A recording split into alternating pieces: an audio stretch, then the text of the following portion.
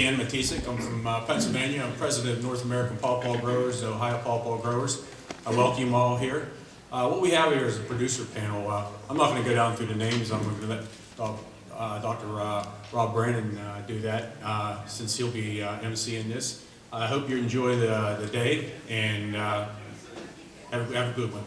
Thanks, Dan. Hi everyone, I'm Rob Brannan from Ohio University. I'm a food scientist. So today we have the producer panel. Before we get started, a couple things. First of all, how many of you guys have been to the Ohio Pawpaw Festival? Most of you. Well, good. Hopefully the rest of you are coming. So we're slated for September 15, 16, 17 this year down in Albany. So everything is good to go there. There will be a little bit, one change that you guys may see, there will be a difference with parking. So those of you who have been there before, especially on a Saturday, know we used to park across the street at the high school. Now it's going to be in a different spot, so just prepare yourself. It's not the podium for that one.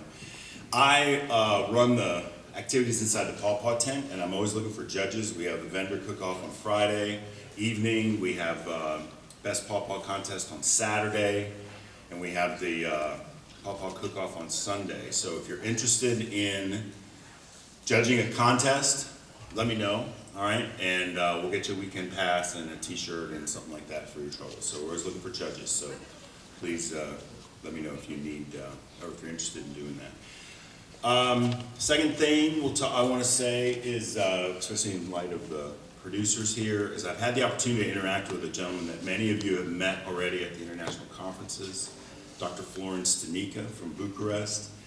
Not in 23, but in 24, I'm going to go over there for several months and spend some time with him doing some pawpaw fruit quality kind of stuff. And as you know, he has 9 collections of pawpaws in Romania.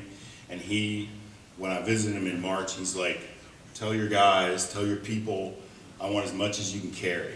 Okay, so I don't grow pawpaw. So anyone who's interested in having some of your pawpaw over there, especially different varieties that he may not have, let me know how we can do it. That would be for 2024. So I'll try to put the word out about how to kind of sort of get that done. Okay, enough about me. This is our producer panel. You can see there's 4 names in your list and there's 5 people up here. That's because I felt like there was an opportunity with Chmiel in the room to bring him up since he's kind of sort of a little producer of pawpaws. So why don't we start with Cliff on the end. Use the microphone, please, and we'll just work our way down towards this way, and they'll introduce themselves.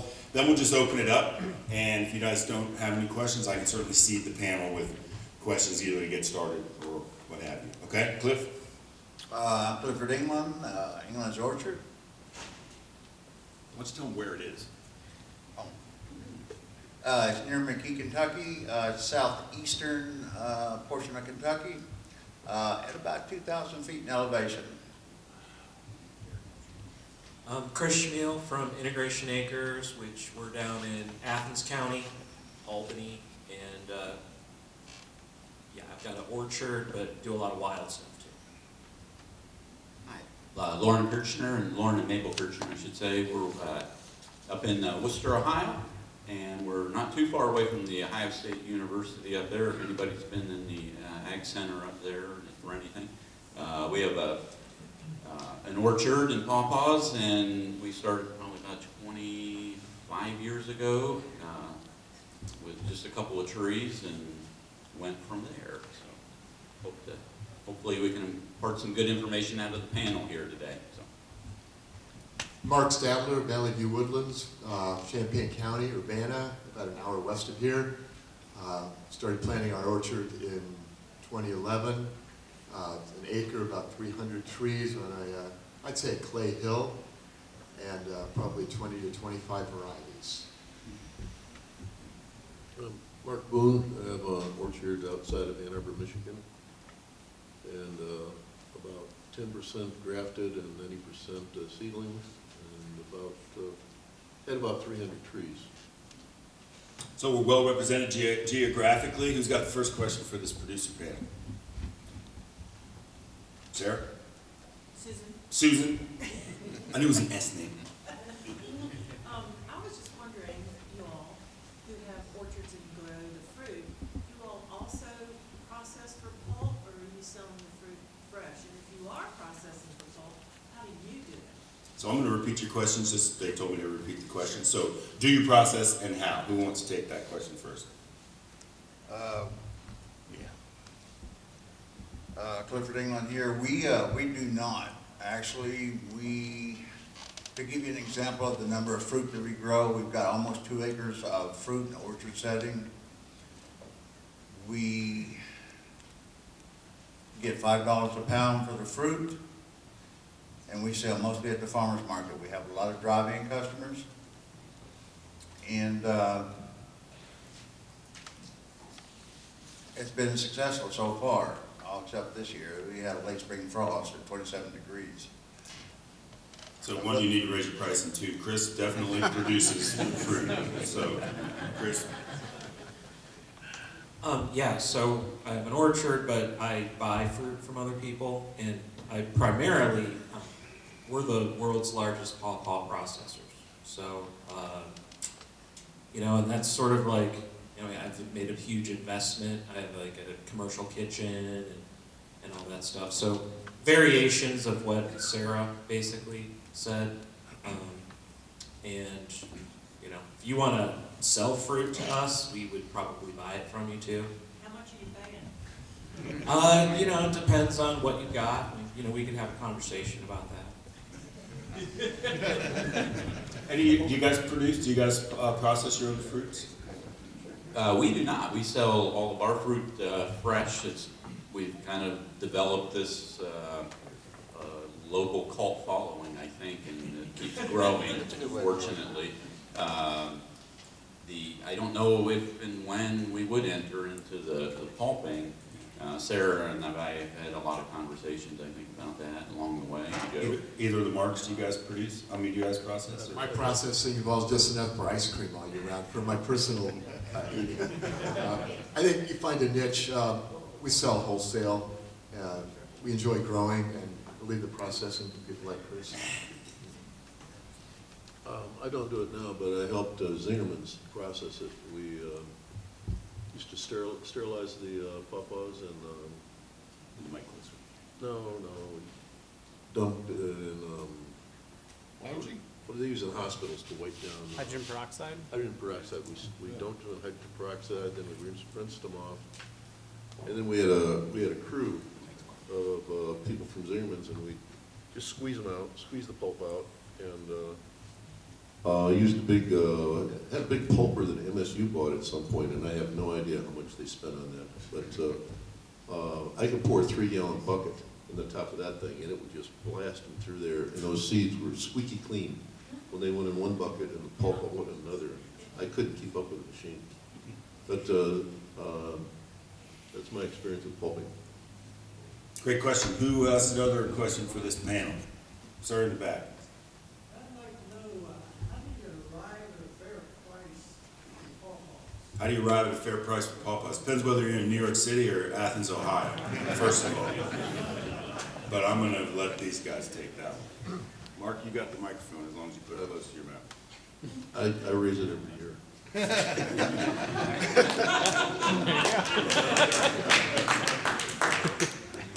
Mark, what do you got here? Other one. Yeah. I would say there's so many factors involved. Quality of pawpaws really is important, and what flavor do you want? Do you want the fresh right off the tree, tropical flavors, or you want the ones that are a little older and bruised, you get that beautiful caramely flavor? How far are they traveling, and really who your customers are? It's a lot of factors. Yeah, I wouldn't begin to know what all the factors are, although I would say we've kind of priced competitive, if you will, from what we know. But also, I have to say, we started out slow, and we've had a very relatively minimal yearly investments that we've put into our pawpaw trees, and we don't, I probably follow some of the things like integration acres where I don't have a lot of inputs, and that really helps out a lot. So we go with what the market will bear, and folks have been interested, and we've kind of done that a little bit up each year so far, and we'll see where it takes us. But So Chris, one of the things that I want to ask you as you answer this question is, I know when you market your product, you don't market it with the varietals. So is that an intentional decision? Could you get more if it had a named variety on there? Okay, so let's see. First of all, I'm an entrepreneur, so when I think you're in business, you want to get as much money as you can get for them. And, you know, like when I started in our community where we have all these pawpaws, like they were worth nothing, you know. Now they're worth at least $10 a pound. And yeah, I think just like anything else, like a garden or your relationships with people, the more you put into them, the more you can get out of them. And so if you want to specially market them as, you know, however you want, your niche market and your varieties, etc. You know, I think if you can make that and that appeals to a customer, then they'll probably give you more because you're providing more value. Cliff, what do you think? How much you selling your pawpaws for? We get $5 a pound, but he's right. Variety and quality of the fruit makes a huge difference, and huge increase. Look at all the hands. I'm interested in producing trees. Are there specific varieties that you guys need to be able to, process or sell? That's probably the number one question we get under the Pawpaw tent every year at the Pawpaw Festival from people who are looking to get into it is, what is the varieties that we should start off with? Cliff, you got the mic. Go with what's commercial. And kind of stay away from your factory type nurseries. Nobody wants to buy a pawpaw that is in a 4x4 pot band that's 2 inches wide, that's got that much of growth. You want a substantial tree. Yeah, I think there's a big demand for bigger trees, and just like Cliff said, what is cool though is you could develop more varieties too. You know, you can find other, like we have at the Pawpaw Festival, we have the best pawpaw competition. You know, people bring in ones that no one's ever heard of because they just grew it in their backyard. Absolutely. And you can create new ones. And I guess I've always sort of resisted varieties as far as I just sort of like all of God's creation. Because all the pawpaws are beautiful. Now they're not, okay. But, I think there's still an infinite amount of really great and every seed you plant is another opportunity. So. If I could quickly follow up, as a major processor, so you're not looking for a specific type of fruit? I mean, in a good year for us, we process like 25,000 pounds. And like just sorting out and doing that kind of separate stuff, we're going to do that this year with my friend Greg Pryor over here from Michigan, because he's got some friends that want to have the varietal pulp. But for me, most of the time, it's just like hustling to get stuff before it turns into goo. So tell me how inaccurate this is, Chris. You started out buying a plot of land that had pawpaws on it and were like, I'm going to sell these. Isn't that how it started? Ish? Yeah, well, not really. I mean, I went to school at Ohio University and I made my own major in sustainability. And this was back in '92. Now there's 9 of them at the university that have the word sustainable in it. Right. Well, they didn't have that back then. And I wanted to figure out a way to live in Appalachia. And so, you have lemons, you make lemonade. And, I realized that we were really blessed with pawpaws. So basically, started applying myself and... But you didn't plant rows and rows of trees though, right? Eventually I did. Eventually yes. you did, but not at the beginning. That's my point. Not at the beginning. Yeah. Because That's how we got. they're all over the place. But real quick about the data that we saw from Sarah, like we had that big drop, we had a lot of fruit, and then it dropped down. We had some extreme weather events, which I think really hurt a lot of our trees. If you look at global warming trends or whatever, we're getting a lot of moisture. And a couple springs ago, we had so much moisture, I think, unless they were in really well-drained soils, a lot of the trees suffered and died. So I'd go to trees that were big, out in the open, and A lot of those trees are dead now. Loren, how'd you get started? Well, we started out small. Started with 2 trees. Was going to have a couple of trees because we like Pawpaw. Named varieties, or? They were named varieties. They were. We've gradually grown this. We're about 300 trees total, and probably going to go to about maybe 400 by the end of this. He wants to know what the But varieties are. Those varieties are I just in general speaking, I don't have one that I have a particular favorite though. I think having the name varieties, we've also transitioned, just for FYI, we've been growing long enough that we're collecting our own seed source, and I do rely on the genetics of our seed. So we're growing our own seedlings. Our next 100-tree planting is going to go in courtesy of Mother Nature. We had a bad storm that took out a couple acres of our woods. We cleared that, and I'll be planting that next spring and then the following spring.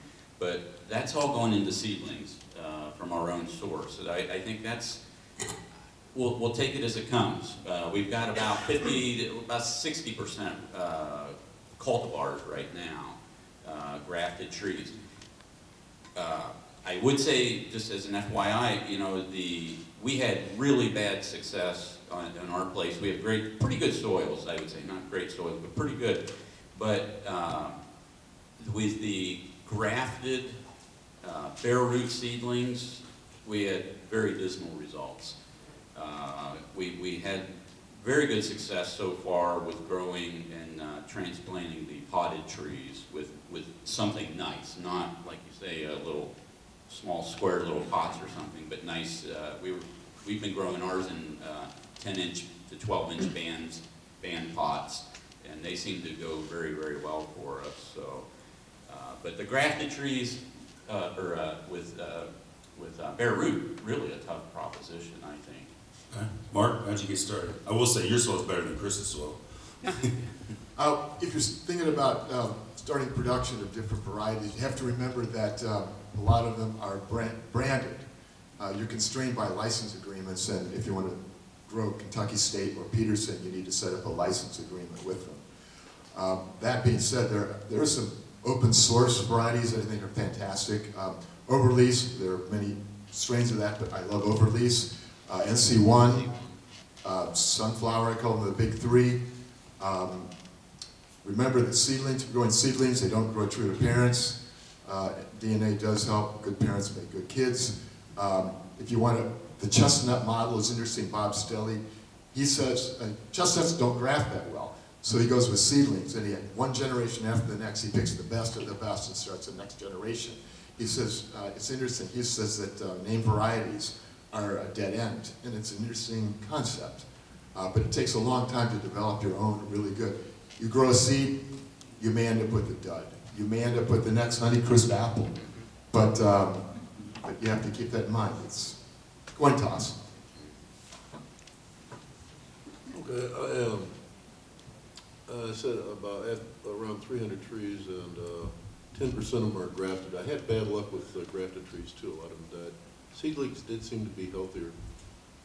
One advantage to having a seedling tree is that if it does die for some reason, it'll usually it'll sucker up, and you've got the same tree. So all you have to do is prune it and try to avoid getting a clump of pawpaws, because that makes it hard to mow the grass and find the fruit.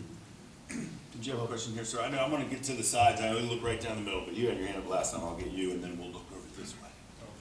Yeah, I live in northwest of Atlanta, so our soil is not fantastic. It's mostly red clay. But I'd like to know what you'd recommend for the best land, soil, and water conditions and chemistries to grow a small-scale orchard, and how to prepare the land. University of Georgia has a collection down there in, Athens. one of their fields. I can't think of the name of it. I did my master's at the University of Georgia. Can't think of the name. It'll come to me.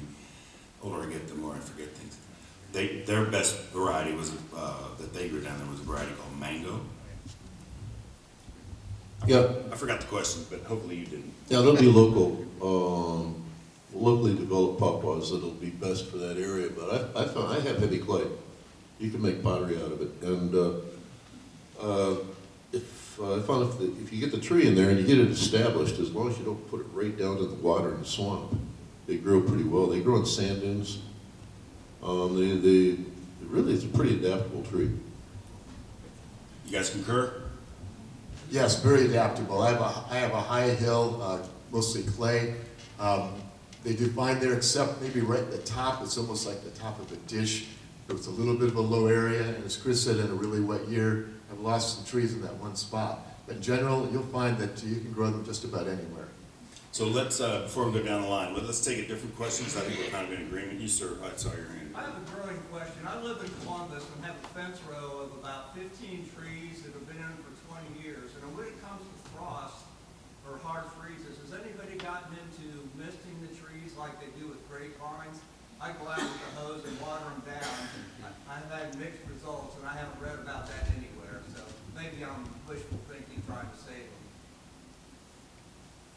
No experience with that one. Okay. No, I haven't. You stumped the panel. Who has. Yeah. In the back.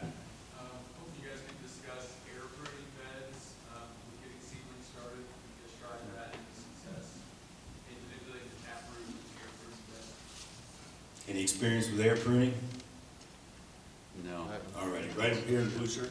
I'm doing some experimenting with screens, seedlings, 3 or 4 inches with a screen bottom, just to see how they work. I don't think they root prune as well as nut trees.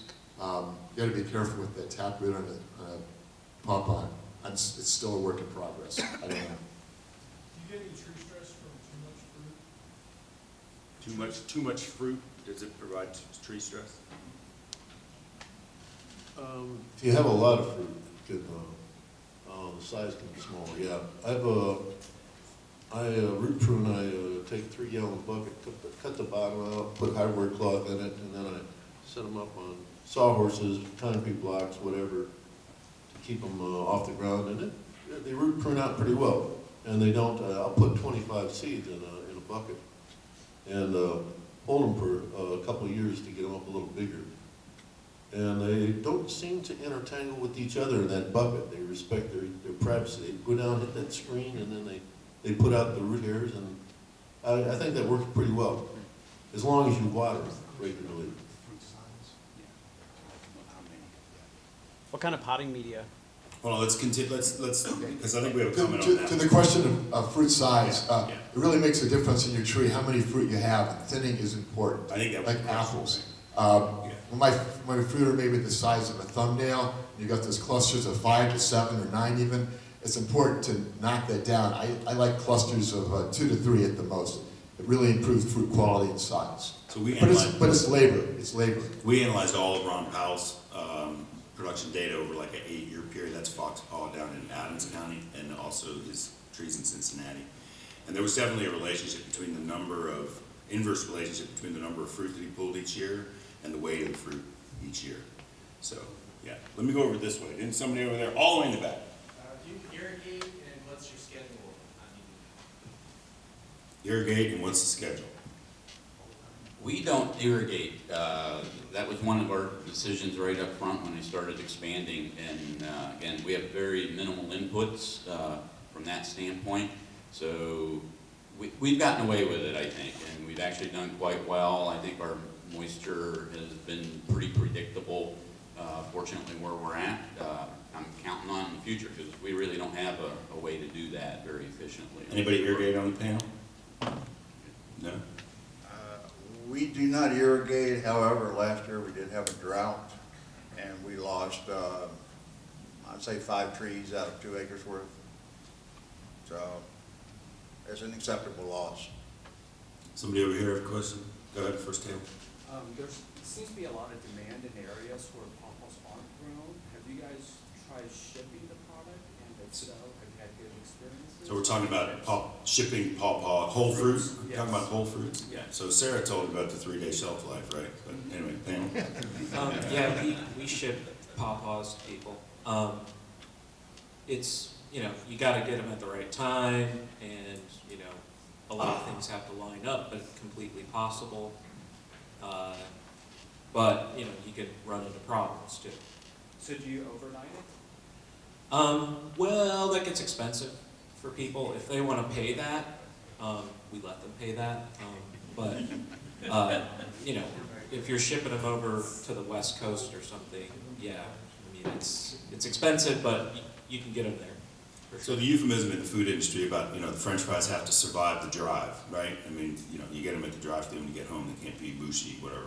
So my concern there would be that you ship this stuff out and your customer opens up the package and has pawpaw that, well, I don't like this fruit, I'm never gonna order this fruit again.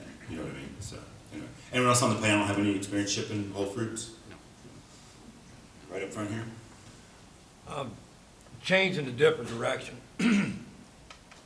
We had a bad freeze, we all know we did. Things has gotten bad. It looks like fruit production is going to be extremely low. And it's caused people to feel like they need to go and hand pollinate their flowers. My question about the hand pollination of flowers. We understand when the flowers first develop, they are a female flower, and later on they will transform into a male flower. However, my question is, once the female flower has accepted pollen, will it prevent that flower from producing pollen later on?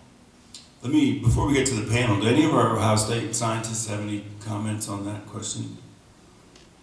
No, it does not prevent that. We have found flowers that do not have the pollen grains, and we've found flowers that do not have the stigmatic surfaces, but they will continue to produce. A flower that has been pollinated will produce pollen. There's no mechanism to stop that. All right, I knew the university was good for something other than football. You guys got comments on that? I had to take a shot. I got an Irishman with a microphone, give me a break.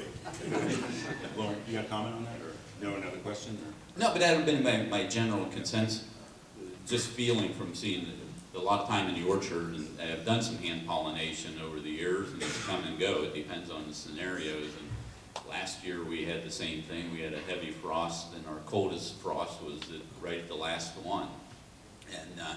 And one nice thing about the pawpaw, though, that I've always appreciated was that in large part, depending on all that timing of those frosts and things, they just have this nice long flowering season, if you will. Or peaches that might be, frozen, gone in a heartbeat. These things can go on, and there's still that opportunity. You still need that nice weather to get some pollinators, but we've actually done pretty good without some with pollination over the hand pollination, sometimes not. But generally speaking, done pretty good. Any other panelists want to comment on pollination at all? Cliff? We actually do quite a bit of hand pollination and doing hybrid crosses. And we bag using nylon mesh bags. And we noticed that some of the flowers, even though when you pollinate them, do not produce fruit. And I don't know what's going on there, but even though they're pollinated, bagged, some flowers just do not produce. So we're going to get to you guys' questions, but I want to ask this group right now, because I don't want to come out of this panel without having them tell you or explain to you or describe to you. So what's the one, give these folks a lesson that you learned. What is the lesson that you guys learned that they need to know if they want to become pawpaw producers? Environmental factors. These heavy frosts, our first bloom was the middle of April. The next frost, and flowers, the pawpaws have been flowering for approximately 2 weeks. The next frost we had was in the 1st of May, and that took the rest of them. We're luckily, I don't think there'll be 100 pound and 2 acres of fruit this year. We did, however, set up orchard heaters throughout the pawpaws and throughout the Asian pears. We've got 40 acres of orchard total on 3 different farms. And the environmental factors, the weather is by far your hardest and most concerning problem that you'll have. Chris, what's your number one piece of advice? It's farming, and Mother Nature wins, and